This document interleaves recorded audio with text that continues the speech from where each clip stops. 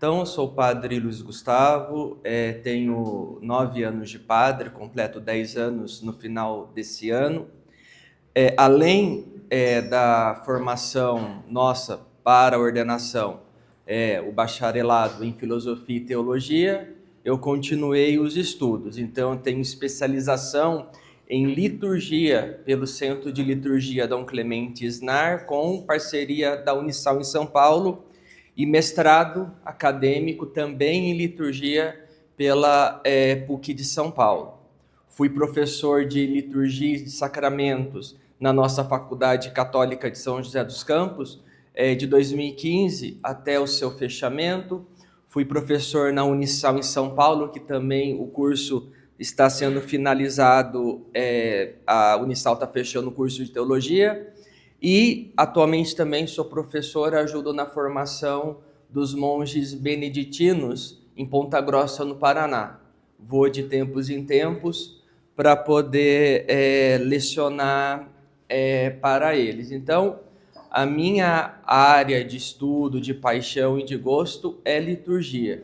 E quando eu vou falar sobre liturgia, enfim, até mesmo os meus alunos na faculdade, é assim, tem hora que as pessoas pensam ou acham que já sabem o suficiente, que não precisam aprender, ou que não tem necessidade de tratarmos determinados temas, e não é assim. A gente sempre tem o que aprender, sempre temos algo de novo que pode ser útil para a nossa vida como cristãos, de uma maneira como um todo. Eu sempre falo, Santo Agostinho, quando ele era questionado sobre o tempo, ele dizia o seguinte: olha, se não me perguntam sobre o que é o tempo, eu sei. Se já me perguntam, aí eu já não sei como responder. Porque a definição de tempo é algo muito difícil de ser dada. E tem hora que eu vejo isso nas formações. As pessoas, se não são questionadas, acham que já sabem de tudo, que não tem nada para poder aprender, especialmente na área de liturgia, mas quando a pessoa é questionada ou confrontada de alguma forma, ela não sabe dar os fundamentos. E liturgia nada mais é do que fundamento. Tudo que nós fazemos, gestos, ritos, enfim, de maneira geral, tudo tem uma história, tudo tem um porquê, tudo tem um sentido do porquê está sendo inserido ali naquele meio, naquela situação e naquela circunstância, tá certo? E então, como eu falei, definição de liturgia. Então, vamos lá.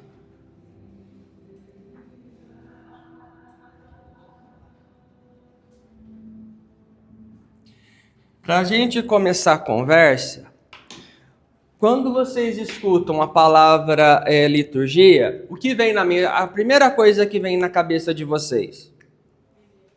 Oi? Bíblia. O que mais? Leitura. O que mais? Missa. O que mais? Rito. O que mais?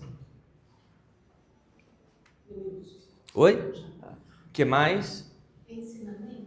Ensinamento. O que mais?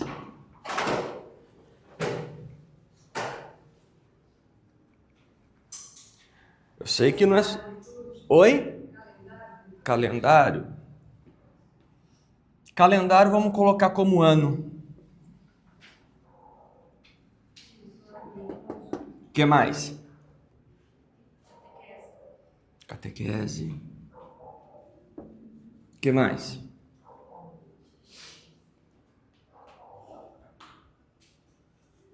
O que mais, gente? Eu sei que tem mais.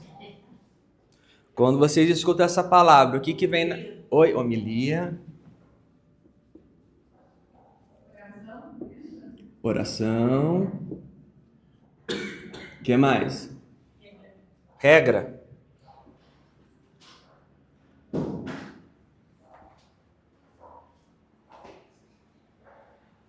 que mais?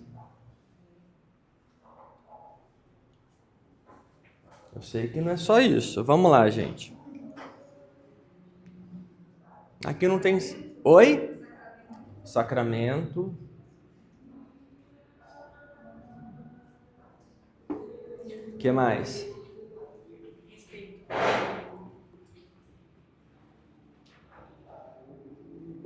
O que mais?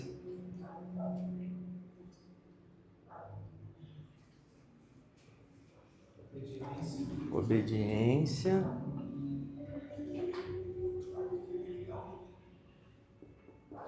O que mais?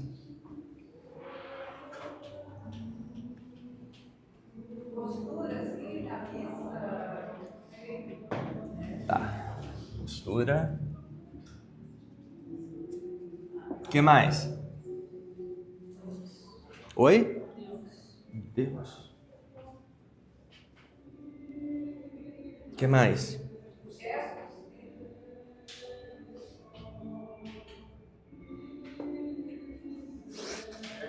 Oi? Fé.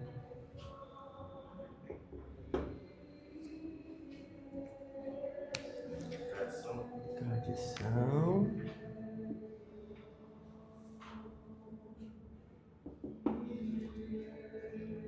Mais?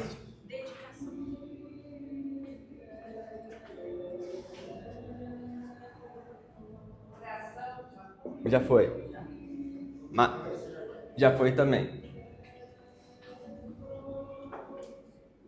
Uma coisa que não foi falada ainda. Oi? Pecado. Eucaristia.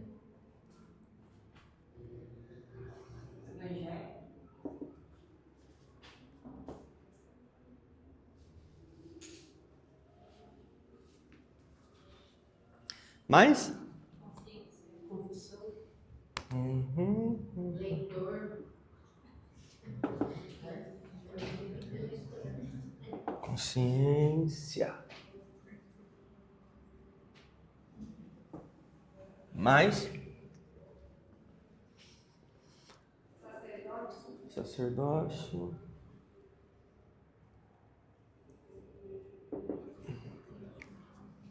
Beleza. Aí agora, vamos lá.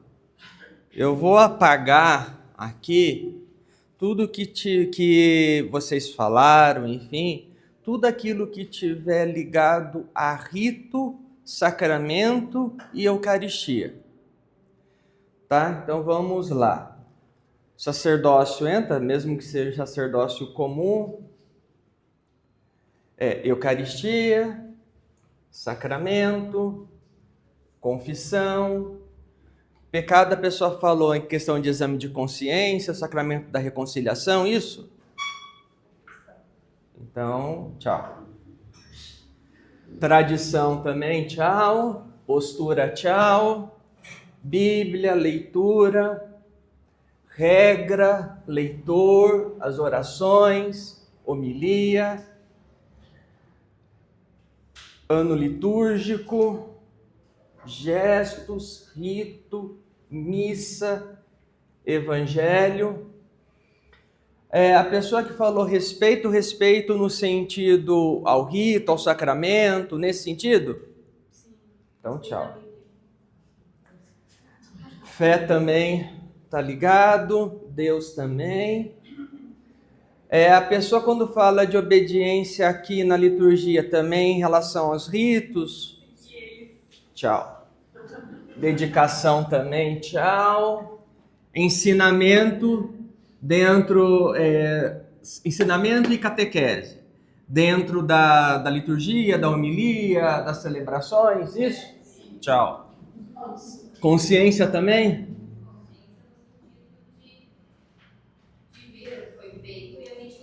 Tchau. Sim. Tchau também.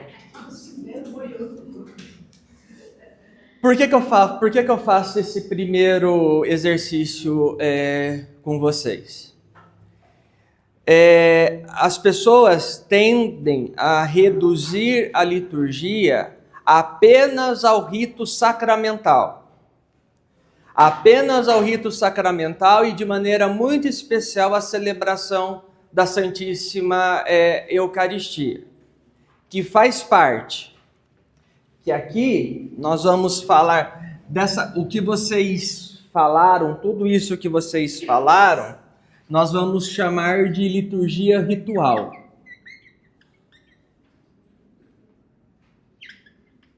Que faz parte. Não está errado, mas é reducionista demais.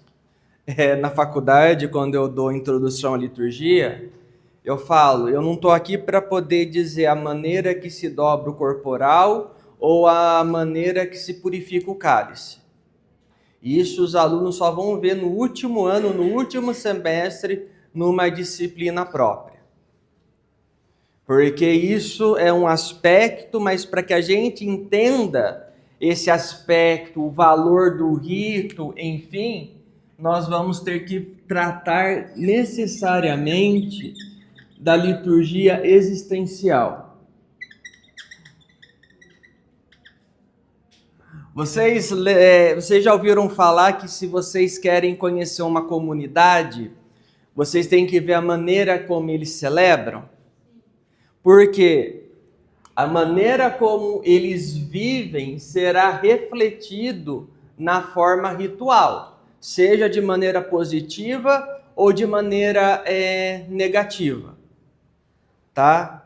E aí nós precisamos entender necessariamente o que significa isso aqui, quando eu falo da liturgia existencial, no sentido mais amplo da palavra, e a definição mais correta de liturgia, para que a gente entenda isso daqui. Para que a gente entenda o rito, a importância da repetição, o que a tradição diz respeito, enfim. E aí é isso que hoje a gente vai conversar um pouco. Quem trouxe a palavra de Deus, pegue Evangelho de São Lucas, versículos do 25 ao 37. 10. 25 ao 37. É a parábola do filho, é a parábola do bom samaritano. Então, vamos lá.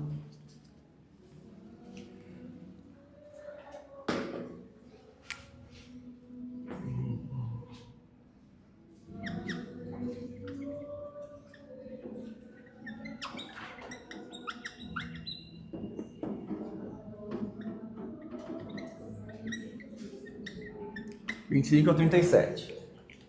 Acharam? A minha tradução pode ser um pouco diferente da de vocês, a Cris tem no celular, ou que tem a Bíblia Ave Maria, tradução da Bíblia de Jerusalém, a antiga ainda, tá? Não é a versão nova. Vamos lá. Eis que um legista se levantou e disse para experimentá-lo: Mestre, que farei para herdar a vida eterna? Ele disse: Que está escrito na lei? Como lês? Ele então respondeu: Amarás o Senhor teu Deus de todo o teu coração, de toda a tua alma, com toda a tua força e de todo o teu entendimento. E o teu próximo como a ti mesmo. Jesus disse: Respondeste corretamente, faze isso e viverás. Ele, porém, querendo se justificar, disse a Jesus: E quem é meu próximo? Jesus retomou: Um homem descia de Jerusalém a Jericó e caiu no meio de assaltantes, que, após havê-lo despojado e espancado, foram se deixando-o semi-morto. Casualmente descia por um caminho um sacerdote, viu e passou adiante. Igualmente um levita, atravessando esse lugar, viu e prosseguiu. Certo samaritano, em viagem, porém chegou junto dele, viu e moveu-se de compaixão.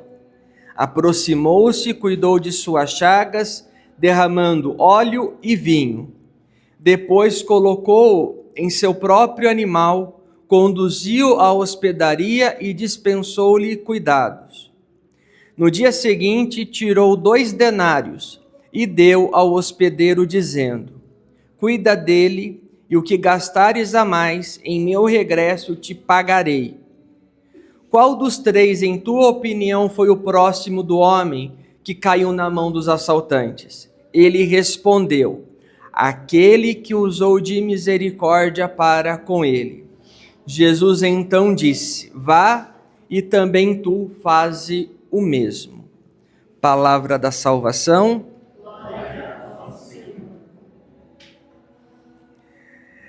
Nós ouvimos aqui a parábola, então, do filho do bom samaritano.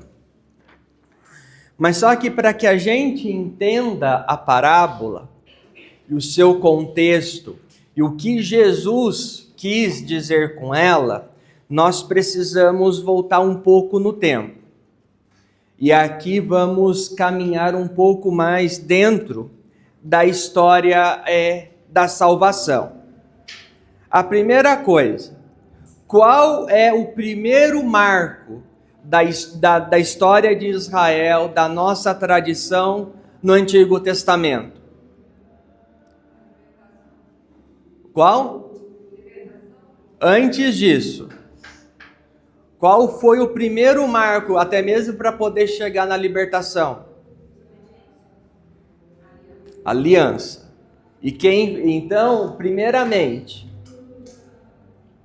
nós vamos entender que o nosso Deus é um Deus de aliança. Ele promete e aí pede uma resposta.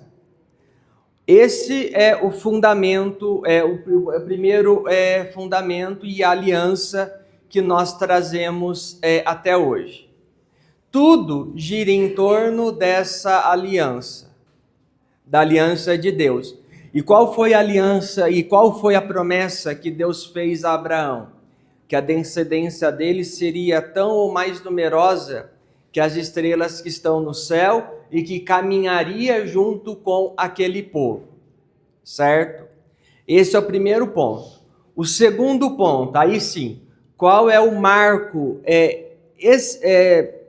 Qual é o marco na vida do povo de Israel? Além da aliança. Aí sim vem o êxodo, vem a libertação.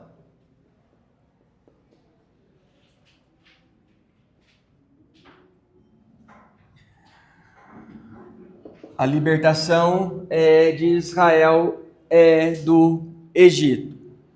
É tanto que os judeus até hoje celebram esse acontecimento. Nós celebramos também e fazemos memória, que especialmente para quem presta atenção, na solene vigília pascal do Sábado Santo, é a leitura do Antigo Testamento mais importante, vamos assim dizer.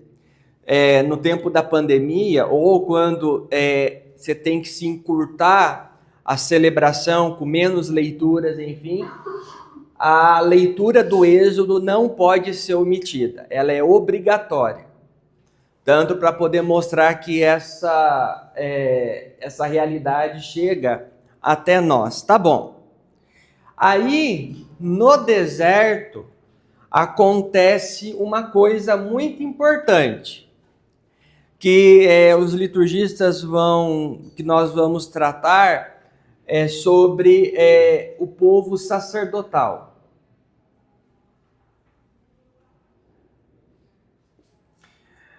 Que, entre aspas, aqui entendam, é o batismo de Israel no Egito. Batismo por quê? Na libertação, na caminhada no deserto, o que acontece? Deus fala através de Moisés e aquele povo que foi libertado ganha um nome. E que nome ele vai ser chamado e que é lembrado até hoje? E que nós fazemos parte? Povo de Deus. É o povo de Deus. Então ele sempre será lembrado e nós vamos recordar isso até os dias de hoje, porque também nós fazemos parte desse povo. E quando nós falamos do povo sacerdotal aqui, é que sacerdote a gente acaba ligando muito ao sacerdócio ministerial, e não é isso aqui. Povo sacerdotal está ligado na ideia de santificação. De santificar o local onde está. Santificar nada mais é do que levar as pessoas a estarem mais próximas de Deus. Tá? Nesse sentido.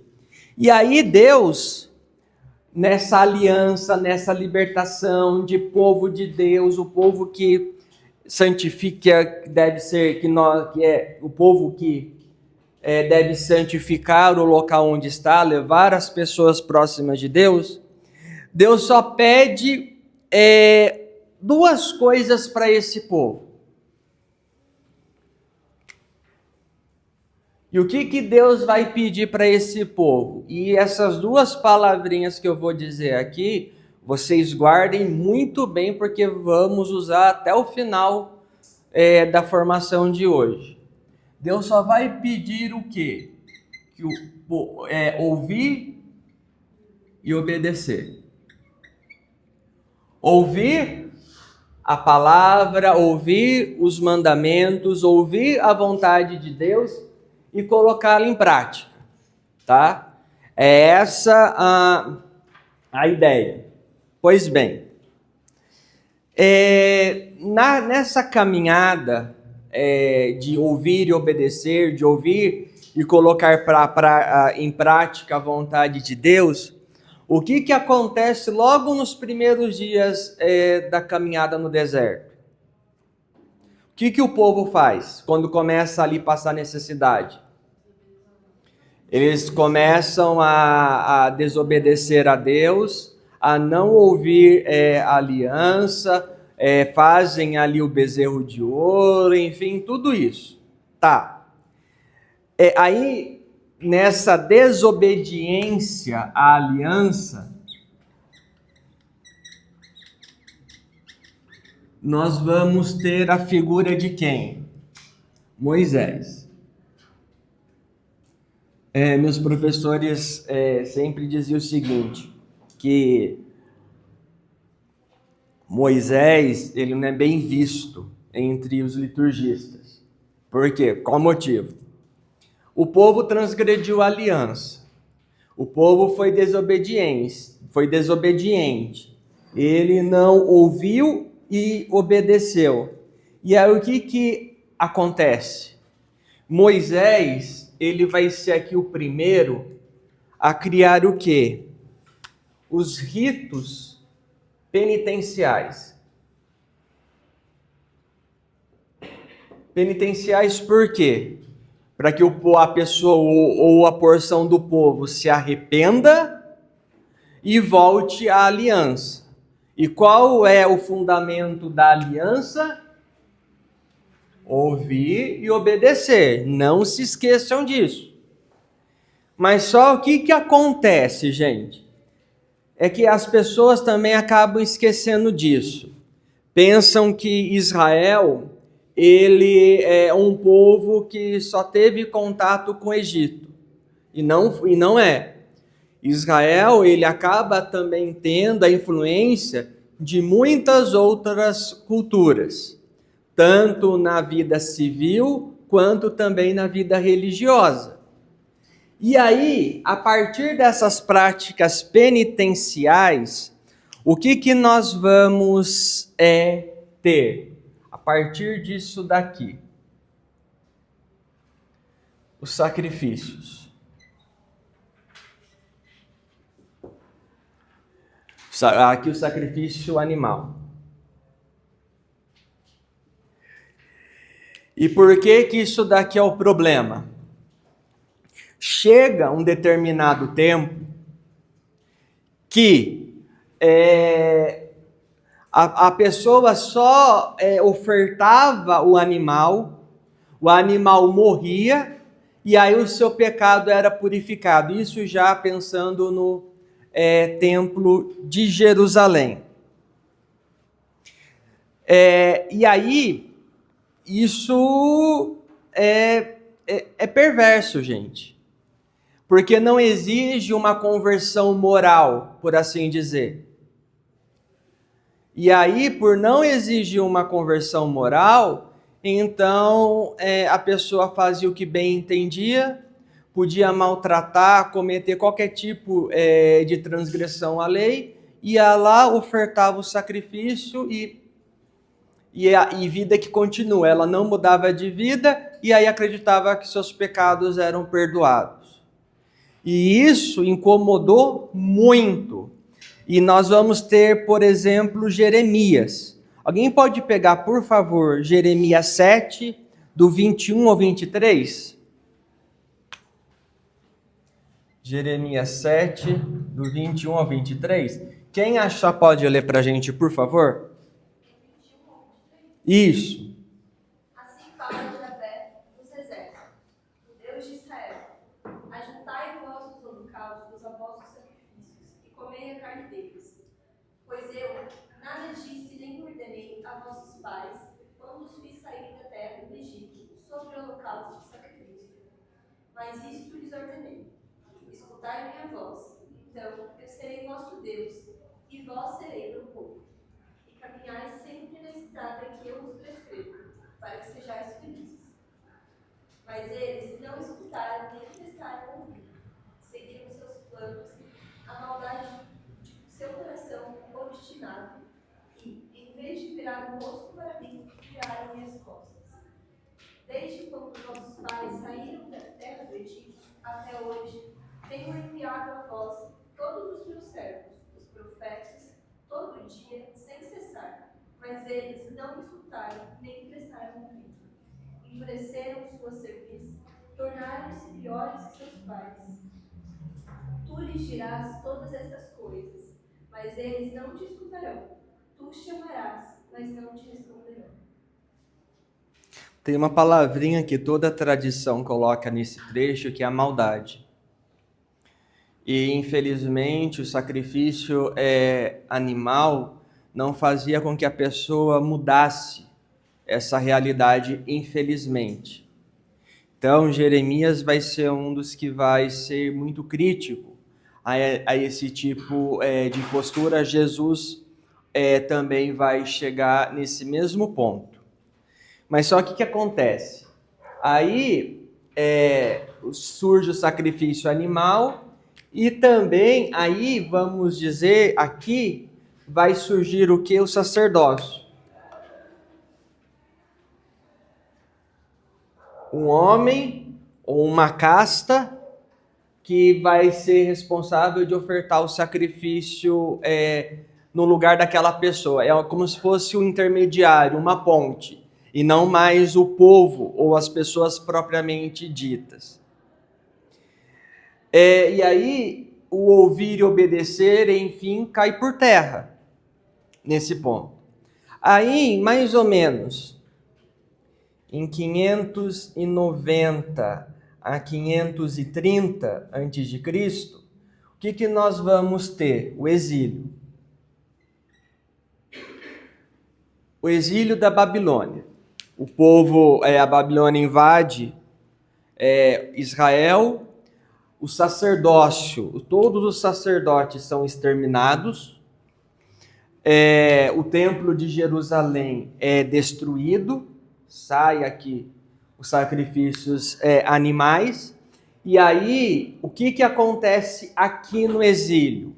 O povo vai voltar então, e eu não tenho mais sacerdote, não tenho mais o templo, estou afastado da terra que é presente de Deus. O que eles vão fazer? Aonde eles vão voltar o olhar? Para a palavra. Ou, se a gente quiser dizer, a Torá. E aí o que acontece? Ao voltar a palavra, a Torá, e aí esses grupos, a sinagoga tem origem aqui, tá? Um local onde eles escutam a palavra de Deus, ouvem a palavra de Deus, e aí o que acontece? Eles percebem que tudo isso que aconteceu, o extermínio, a invasão, enfim, não é culpa de Deus, mas é culpa das más escolhas e até mesmo do uso político da religião sendo usada até então. E aí o que acontece? Há uma conversão dessas pessoas. E aí o que acontece? Essa conversão vai fazer com que esse povo volte o olhar novamente a Deus. E ao voltar o olhar novamente a Deus, vai chegar... O que vai acontecer? Eles vão voltar a ouvir e obedecer. Tá bom. Babilônia cai, aí acaba o exílio, o povo volta para Israel, volta para a terra. E qual é as primeiras coisas que eles fazem ao voltar para a terra? Eles vão construir novamente o templo, vai voltar a casta de sacerdote e vai voltar os sacrifícios. Tudo aquilo que os levaram a isso daqui, ao exílio, eles voltam a fazer. E novamente a crítica ao sacrifício animal. Só para que vocês entendam, quando eu falo do sacrifício, a pessoa fala, não, é a morte do animal. Não. O sacrifício ele só é consumado como?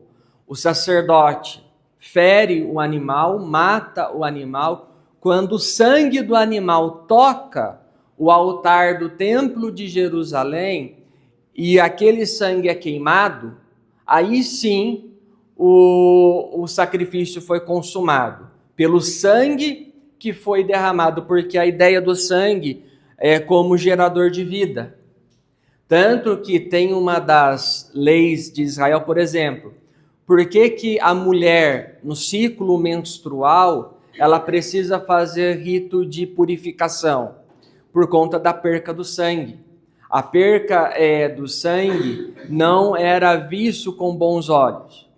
Só para que a gente entenda. Então, para que haja consumação daquele sacrifício, o sangue daquele animal que é derramado no lugar do nosso, toca o altar. E ao ser queimado, a fumaça dizer que aquele sacrifício foi acolhido por Deus.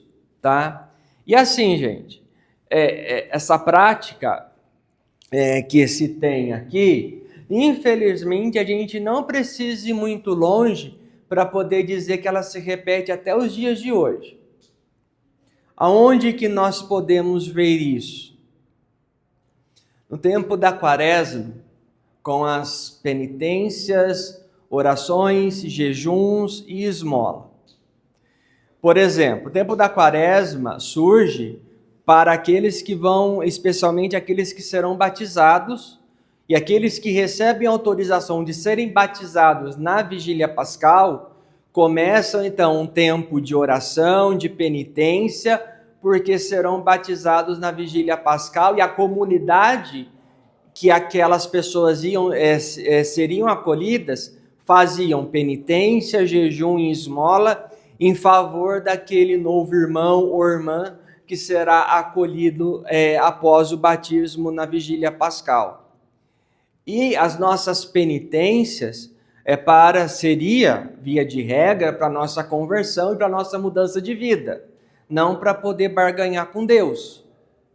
Para dizer, olha, eu vou fazer isso, então, porque eu quero aquilo. Eu vou deixar de comer aquilo porque eu quero aquela situação. E não é. E aí, na confissão, quando eu escuto pessoas, padre, Deus se esqueceu de mim, eu fiz penitência, tudo, e não aconteceu nada. Daí eu pergunto, mas qual foi o intuito da penitência? Porque eu queria tal coisa. e na grande maioria são coisas materiais. Eu falei, a culpa não é de Deus, a culpa é sua. Você que fez que teve as motivações erradas. É para a sua conversão, para a sua transformação, ou rezar pela conversão e transformação de alguém. É isso, ponto. Qualquer coisa que foge a essa realidade são coisas secundárias, para não dizer supérfluas. Então, mais ou menos a regra dos sacrifícios, infelizmente, acaba se repetindo hoje de uma outra forma. Tá bom. Eles voltaram para Jerusalém, enfim, e voltou tudo isso. Agora sim, vamos lá. O que nós temos aqui?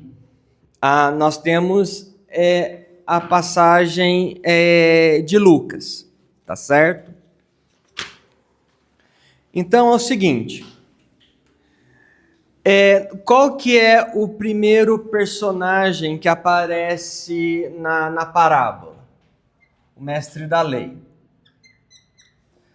E só um parênteses. Gente, parábola, toda parábola, só para que vocês entendam, parábola, o seu intuito, a sua conclusão, o seu ensinamento, diz respeito à ética, à moral e à conduta. Então, toda parábola que Jesus fala é para poder dizer, olha, vocês precisam agir dessa forma. Vocês devem ser conduzidos assim. Vocês têm que deixar essa atitude e ir para essa. Então, esse é o intuito da parábola. E aqui, gente, o mestre da lei que pergunta para Jesus, ele pergunta o quê? O que ele tem que fazer para herdar a vida eterna? É uma pergunta um tanto quanto curiosa de um mestre da lei fazer essa pergunta. É que, na verdade, infelizmente, ele coloca Jesus à prova isso. Vamos ver o que ele vai dizer para que a gente, tenha um motivo para poder persegui-lo, acusá-lo, enfim, especialmente tentar dizer que Jesus era herege ou algo nesse sentido. Pois bem, aí nós vamos ter a parábola. O que se tem aqui nessa parábola? O que o mestre da lei, o que Jesus responde? Então, o que diz a lei para ganhar a vida eterna? Amarás o Senhor teu Deus de todo o teu coração, de toda a tua alma, de toda a tua força, de todo o teu entendimento, e o próximo como a ti mesmo. Então, para herdar a vida, amar a Deus. Deus o quê? De todo o coração. De todo o coração. O que está na parábola? Alma, força, entendimento. E aí, amar ao próximo.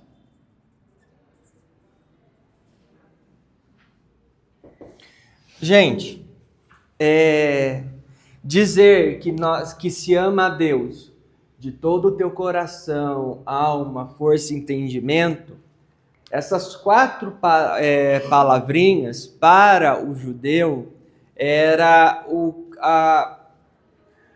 a definição de homem, a definição antropológica do ser humano, que o ser humano é coração, alma, força e entendimento, dentro da concepção de ser humano para o povo semita. Então, dizer que tem que amar a Deus de coração, alma, força e entendimento é amar com tudo que a pessoa tem, com tudo que a pessoa é, com toda a sua humanidade. E toda a sua humanidade junto disso e ao próximo. E aí nós temos então o início da parábola.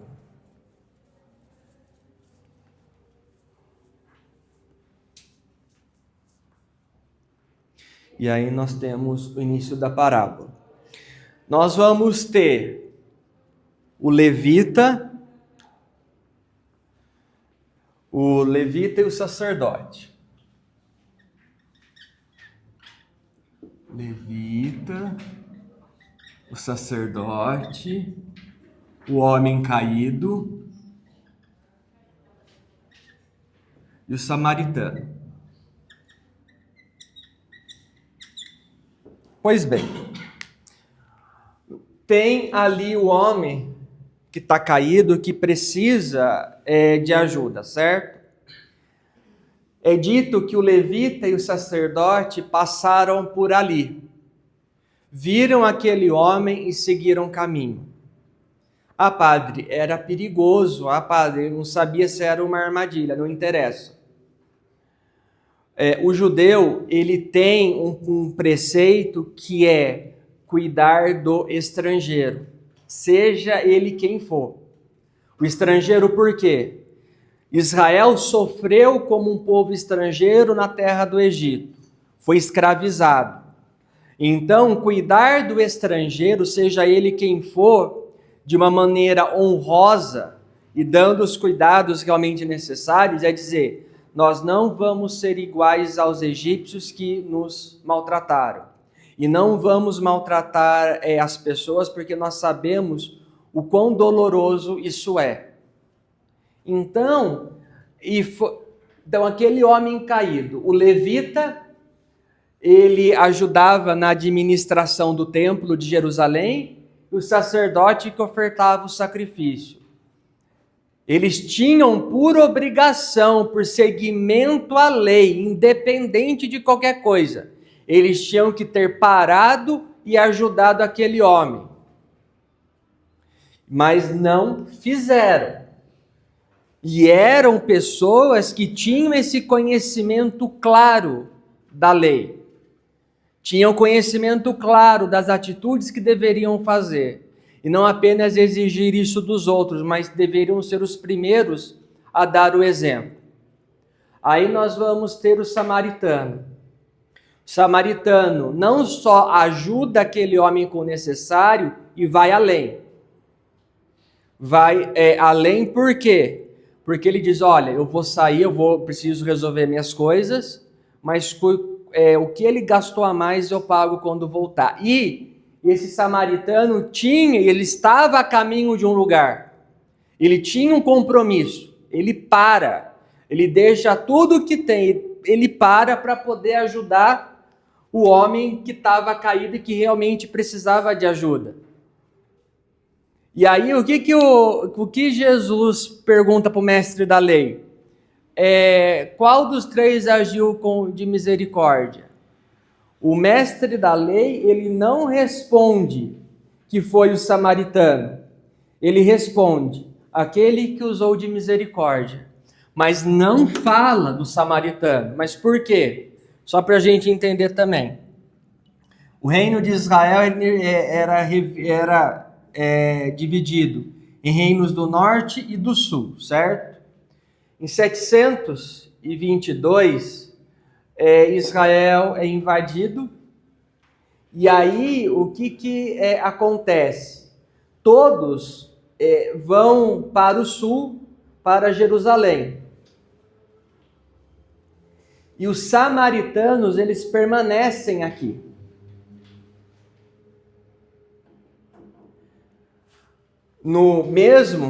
Com Israel sendo invadido, enfim, tendo essa debandada para o sul, os samaritanos permanecem. Quantos maridos a samaritana tinha no encontro com Jesus? Quantos? São 5. São 5. O número de maridos que Jesus fala que a samaritana tem e ela assume, coincidentemente, é o mesmo número de povos que os samaritanos, que são judeus, se misturaram. E o que acontece? Por que o judeu tem esse ódio mortal do samaritano? Porque eles não foram para o sul e se misturaram com outros povos. Então eles não eram, aqui entendam, judeus puros mais. Então por conta disso tinha esse preconceito com os samaritanos. Tanto que, por exemplo, no Templo de Jerusalém, tinha um local reservado para os peregrinos ou para os estrangeiros ficarem. Se um samaritano fosse pego no Templo de Jerusalém, poderia ser apedrejado até a morte, para poder entender o ódio, a raiva que se tem dos samaritanos. Mas Jesus vem dizer aqui, foi o samaritano que ajudou. E aí, então, com essa ideia aqui, vocês lembram que Jesus, no começo da parábola, o mestre da lei usa o verbo fazer. O que eu tenho que fazer para herdar a vida eterna? Jesus responde com o mesmo verbo, fazer, mas vá e faze a mesma coisa. Jesus responde a primeira pergunta. O que ele deve fazer para herdar a vida eterna? Está aqui. Porque aí Jesus vem dar uma dimensão muito maior ao próximo. Que se eu amo a Deus com tudo que nós somos, o próximo também não pode ficar de lado.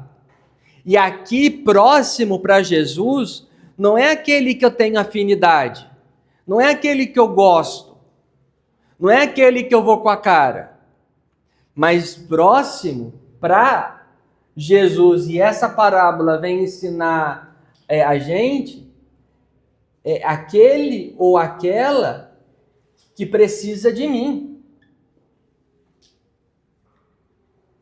Independente de afinidade, independente de qualquer coisa.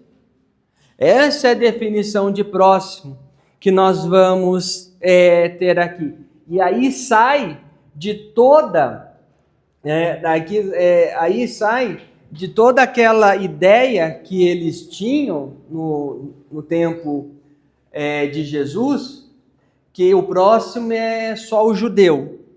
Próximo é só alguém que eu gosto, que eu vá com a cara. Tanto que a maioria do discurso de Jesus vai passar por aqui. E aí é por isso que Jesus não lava pés, ele muda o mandamento. Não é mais amar ao próximo como a si mesmo, mas amar o próximo como Jesus ensinou, porque Jesus vem aqui, ó. Jesus ajudou aqueles que precisavam dele. Independente se as pessoas gostavam, e Jesus foi muito criticado por isso.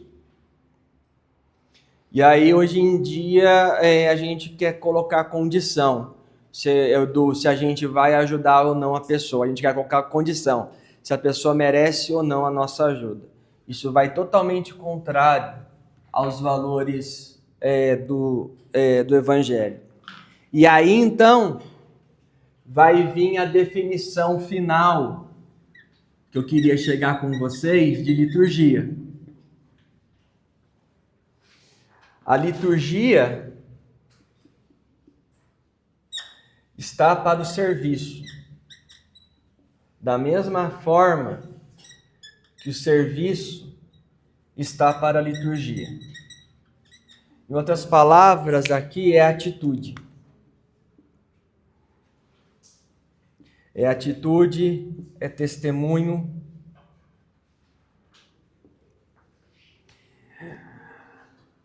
É por isso que eu falo, liturgia não é só arrumar altar. Liturgia não é só cantar na missa. Liturgia não é só ouvir a palavra de Deus. Liturgia não é só ser obediente. E aí, essa atitude e esse testemunho que vão ser expressos ou que deveriam ser expressos nos ritos.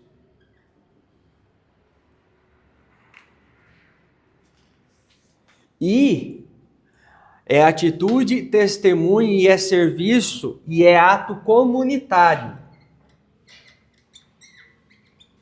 Não é ato individual, como infelizmente muitos pensam hoje. Por que, por exemplo, o batismo é feito com várias crianças da comunidade, mesmo que sejam pessoas de igreja ou não, para a comunidade poder acolher aqueles novos membros que estão sendo batizados? Por que o casamento tem que ser feito dentro da igreja, de portas abertas? Porque é um ato público. Qualquer cristão pode chegar e assistir aquele casamento. Porque é assumir ali uma atitude de serviço, uma resposta ao batismo do noivo e da noiva. Por isso que se evita, ou deveria se evitar, casar fora do tempo. Hoje em dia, a pessoa vai se confessar, acha que é só ela. É só ela que está pecando, só ela que está passando por dificuldade, pessoas que não têm paciência de esperar em fila ou algo do gênero. Não. Quando nós colocamos os horários de confissão e aí as pessoas se aproximam, ali é para poder mostrar que dificuldade, pecado, todos nós temos. Estamos ali para poder ter o mesmo ideal. Então, por isso que nós estamos nos aproximando juntos do sacramento da reconciliação, juntos do sacramento da confissão. Missa é ato também comunitário. Não é ir na missa porque eu quero uma graça de Deus. Não é participar da missa simplesmente por obrigação, mas é a comunidade que se reúne em torno do altar do Senhor. E tudo isso tem que ser expresso aqui. Em outras palavras, essa ideia de serviço, de liturgia e dessa atitude vai voltar aonde? Vai voltar no quê? O que Jesus está querendo dizer aqui? Ouvir e obedecer. Todos esses exemplos aí são exemplos de liturgia. Oi? Esses exemplos. O que eu falei, isso é a liturgia ritual, que é ato público, certo? Até mesmo quando é a unção dos enfermos e vai se ungir mais de uma pessoa no hospital, pede-se que se faça uma pequena celebração, seja com a família ou com o primeiro enfermo, ou aqueles que desejarem, pessoas que estão trabalhando ali, enfermeiros ou algo assim, celebram juntos e aí depois o padre vai dar unção individual naqueles que precisarem. Eu sei que isso é... Oi? Sim. Eu sei que é difícil na unção dos enfermos, mas é uma observação. Mas liturgia é ato comunitário, não é ato privado, e muito menos ato particular. Tá? Então, isso também precisa ficar claro, tá certo? E aí, nós vamos para a definição propriamente dita, agora da palavra liturgia. Encerramos hoje com isso.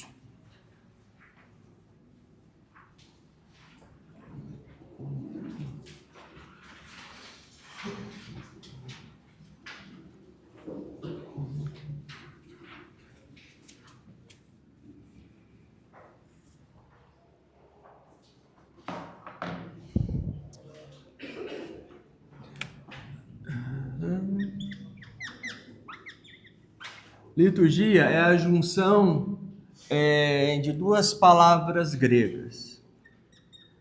Lit, que quer dizer povo,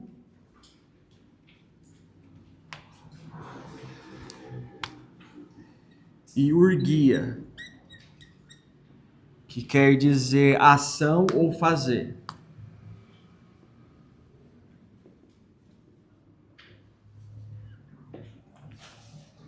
É que a gente precisa entender que liturgia não é uma palavra também propriamente cristã.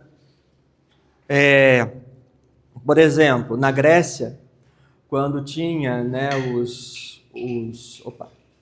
quando tinha os Jogos Olímpicos, era considerado os jogos ali, né, como é uma repetição, as atividades ali, uma liturgia.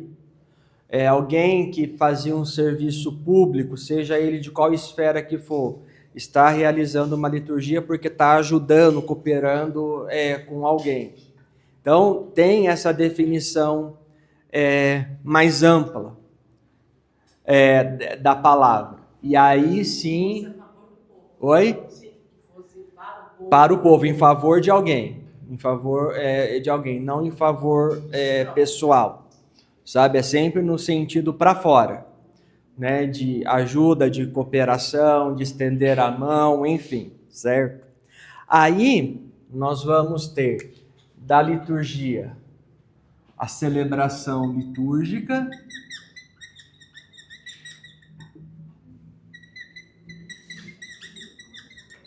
aqui, gente, celebração litúrgica nada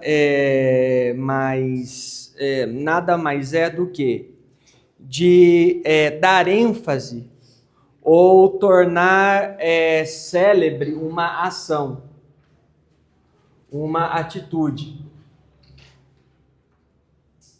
Aqui, tornar célebre essa atitude, essa ação, enfim, nós vamos deparar com a definição de memorial.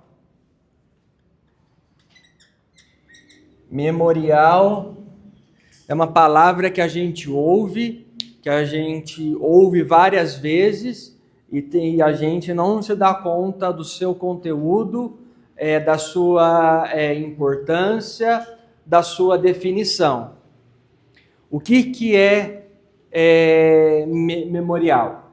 Memorial ele vai ser dividido, ou melhor, para ser compreendido, são três aspectos. O primeiro, evocar o passado.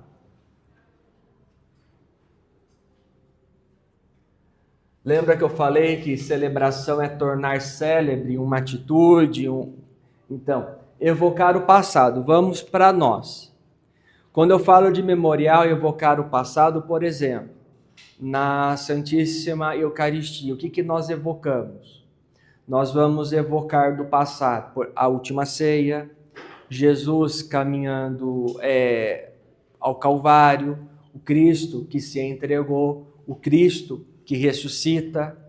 Então, nós vamos evocar acontecimentos que para nós, de fato, se concretizaram, não é um faz de conta, certo?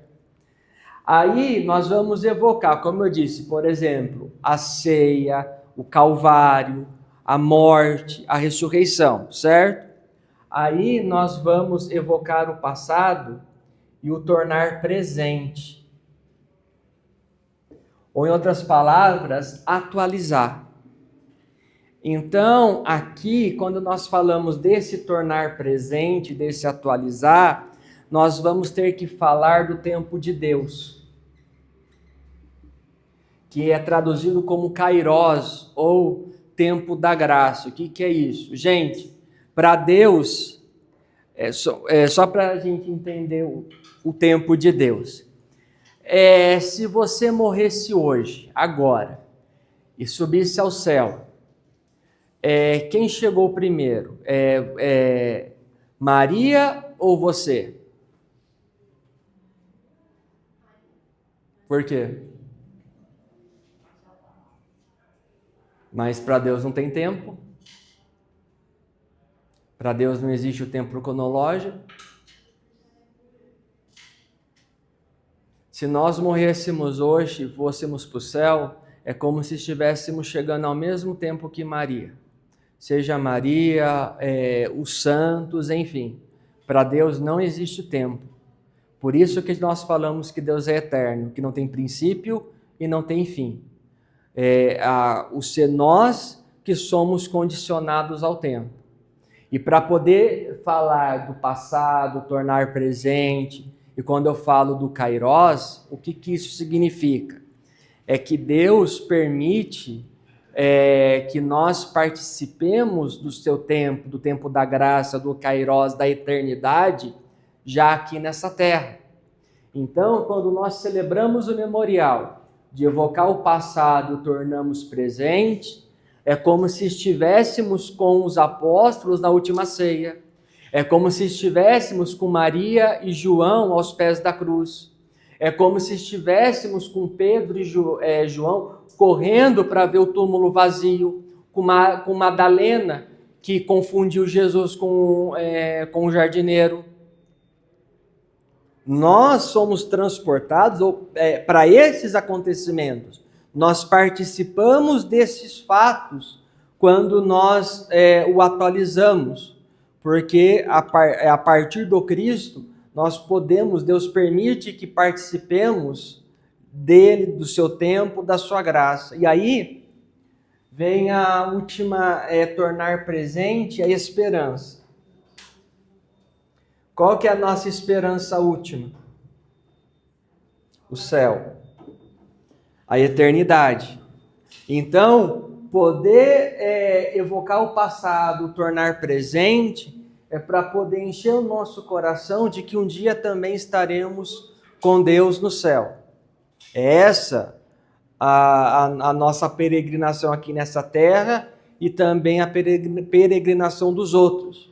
E que nós deveríamos nos ajudar para que nós chegássemos juntos, possamos chegar juntos aqui. Tá? Então, nunca se esqueçam disso. Memorial, para que a gente entenda memorial, é isso daqui. Tá? E, por exemplo, e também só um parênteses, quando nós falamos de mistério, é que para nós, mistério não é na condição de que nós não podemos compreender, de que nós não podemos entender. Não é isso. É que como Deus é eterno, não tem princípio, não tem fim, ele se renova a cada momento. Então, quando nós falamos que nós participamos do mistério da salvação, enfim, nós podemos compreender o que isso significa, nós podemos entender, mas não vamos conseguir entender a sua plenitude. Vocês imaginem vocês na beira da praia, olhando o horizonte.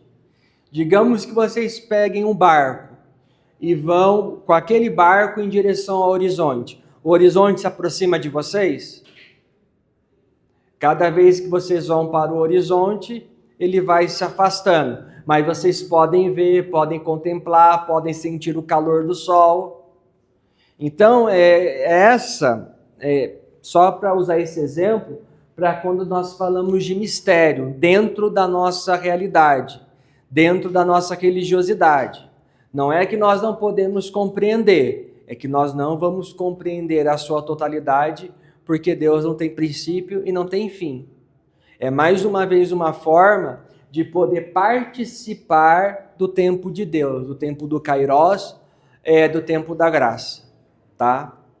E aí nós vamos ter a celebração litúrgica cristã.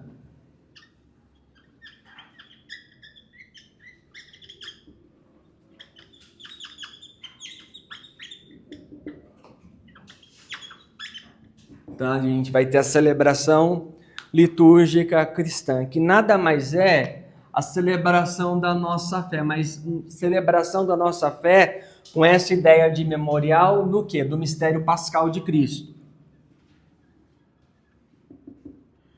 E mistério pascal de Cristo, quando a gente pergunta, e é isso que nós celebramos na liturgia ritual também, enfim, as pessoas vão falar, padre, é paixão, morte e ressurreição. Calma lá. É paixão, morte e ressurreição, sim. Mas nós não podemos esquecer que houve a vida pública de Jesus, que levou a sua paixão, que levou a sua morte, e levou a sua ressurreição, ascensão e Pentecostes.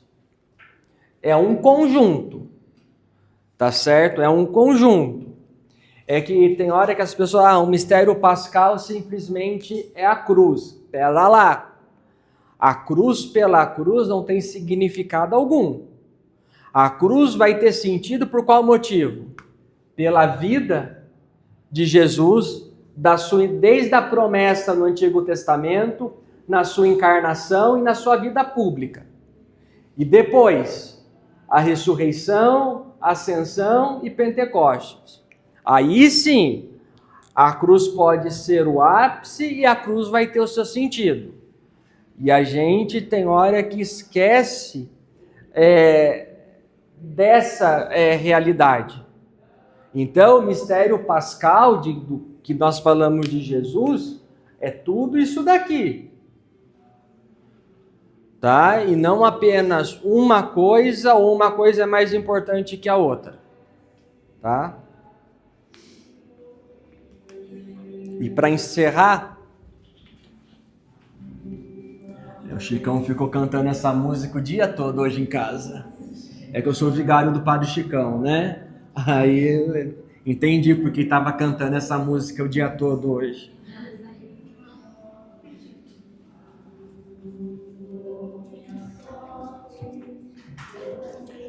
Pessoal, só para a gente encerrar, de fato, a Sacrosanto Concílio,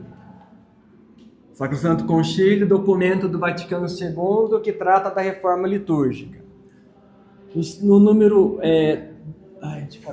do número... Oi? Do 1 ao 14.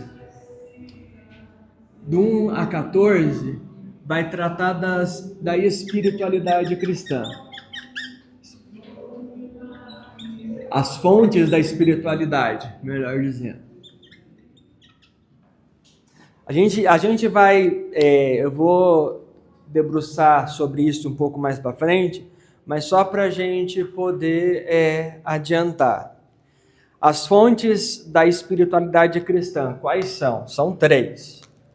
Gente, quando todo documento coloca assim, 1, 2, 3, opção 1, 2 e 3, é porque a primeira é mais importante, é porque tem que seguir a primeira, se não der vai para a segunda, entenderam?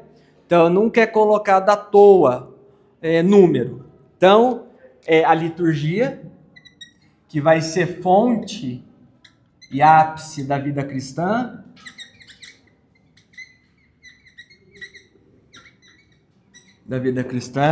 Aí nós vamos ter a oração pessoal.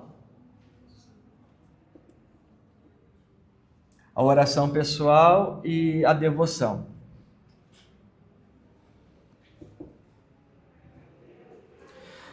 Se alguém se interessar, no site da Faculdade Deoniana de Taubaté, na revista científica deles, da TQ, que é Teologia em Questão, do mês de novembro foi uma revista dedicada só a Sacrosanto Concílio. Tem um artigo meu lá.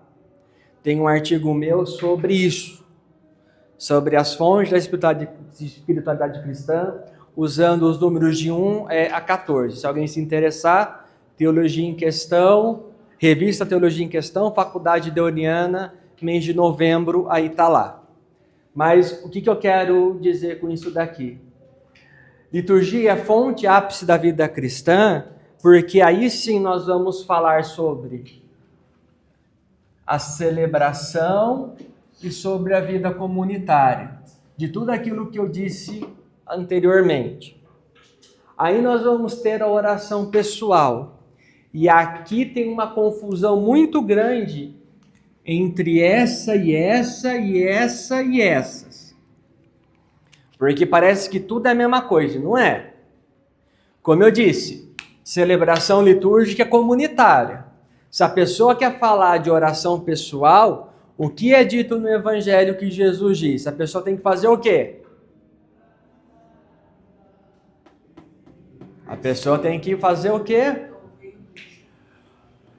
Vá ao seu quarto, feche a porta e fale sozinho. Isso é oração pessoal. E aí cada um aqui desenvolve a sua oração pessoal de alguma forma. Aqui não tem certo, não tem errado. É a forma da pessoa se encontrar com Deus. Oi? O sacrário vai, nesse sentido, vai entrar como oração pessoal. Se você fizer a oração no sacrário. Porque a reserva eucarística, nós guardamos a reserva eucarística, em primeiro lugar, não é para adoração, mas para os enfermos. Aí depois vem a adoração, enfim. Se você vai fazer a sua oração entre você e Deus, mesmo no sacrário, aí é oração pessoal, tá?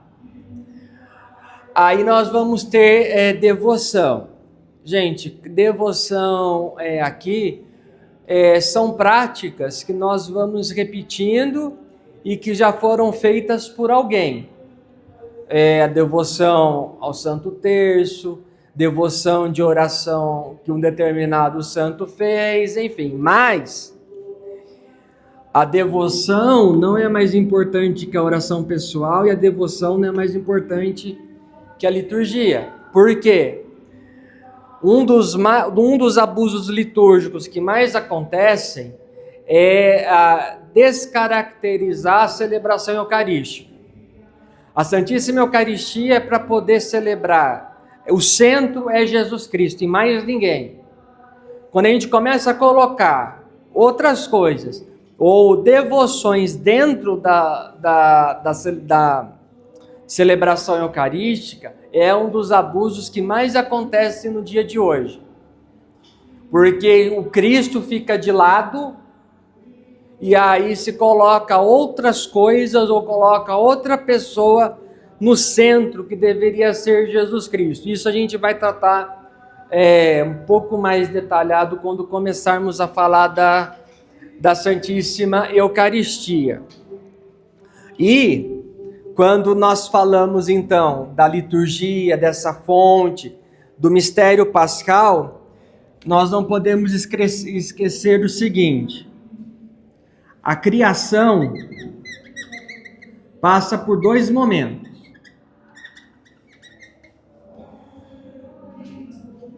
Em quantos dias Deus criou o mundo, criou as coisas?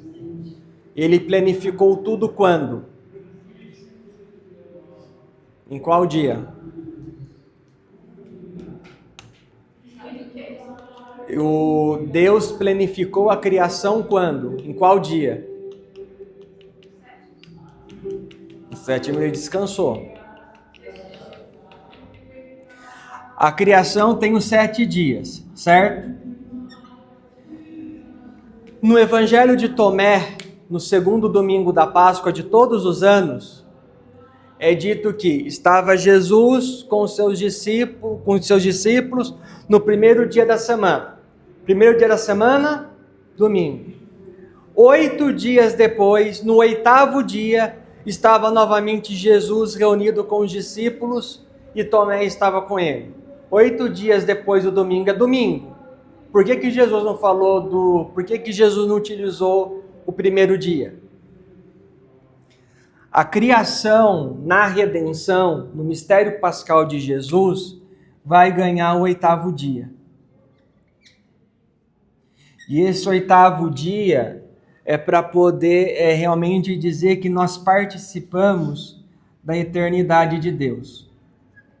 A gente vai ver isso quando falar especialmente do domingo no ano litúrgico. O número 8, aqui biblicamente, quando o número 8 é usado, é sempre para poder falar de algo que é eterno. Ou melhor dizendo, para poder falar de Deus.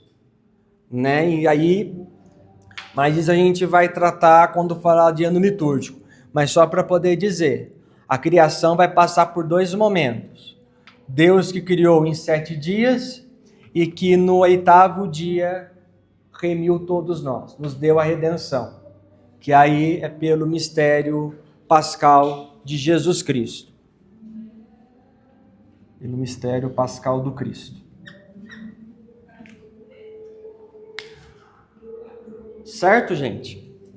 Alguma pergunta sobre o que foi tratado? Sobre na oração pessoal, quando a gente está em comunhão, apesar de a gente estar na missa que é comunitária, ela entra como uma liturgia. Quando a gente está naquele momento da nossa oração íntima, ela entra como uma oração pessoal. Ela entra como ato litúrgico, porque você está na celebração. É ato litúrgico. Mesmo sendo algo pessoal ali, mas é ato litúrgico dentro da celebração. Tá. Alguma pergunta? Não? Então, por hoje é isso.